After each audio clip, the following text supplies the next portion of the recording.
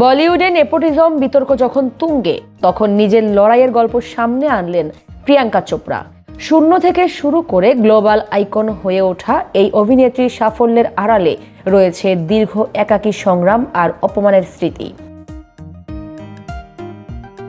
সম্প্রতি এক সাক্ষাৎকারে ক্যারিয়ারের শুরুর কঠিন দিনগুলো নিয়ে খোলামেলা কথা বলেন তিনি। জানান, ইন্ডাস্ট্রিতে তার কোনো গডফাদার ছিল না, সম্পূর্ণ নিজের চেষ্টায় জায়গা তৈরি করতে হয়েছে।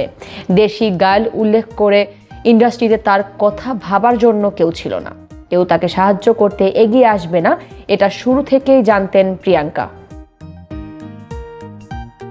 মাত্র 19 থেকে 20 বছর বয়সে বলিউডে পা রাখেন এই বিউটি কুইন। বিশ্ব সুন্দরী হওয়ার অভিজ্ঞতা থাকলেও অভিনয় ও নাচের ক্ষেত্রে ছিলেন একেবারেই নতুন। বিশেষ করে বড় পর্দায় নাচের দৃশ্য করতে গিয়ে বারবার হোঁচট খেতে হতো তাকে। সেই সময়ের এক তিক্ত অভিজ্ঞতার কথাও তুলে ধরেন তিনি।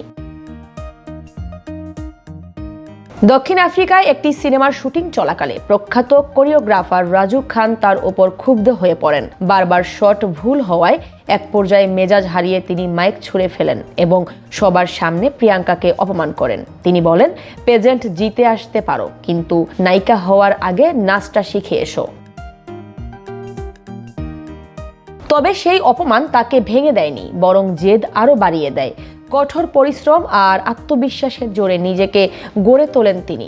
আজ বলিউড পেরিয়ে হলিউডেও সফল এই অভিনেত্রী অনেকের কাছে হয়ে উঠেছেন অনুপ্রেরণার নাম।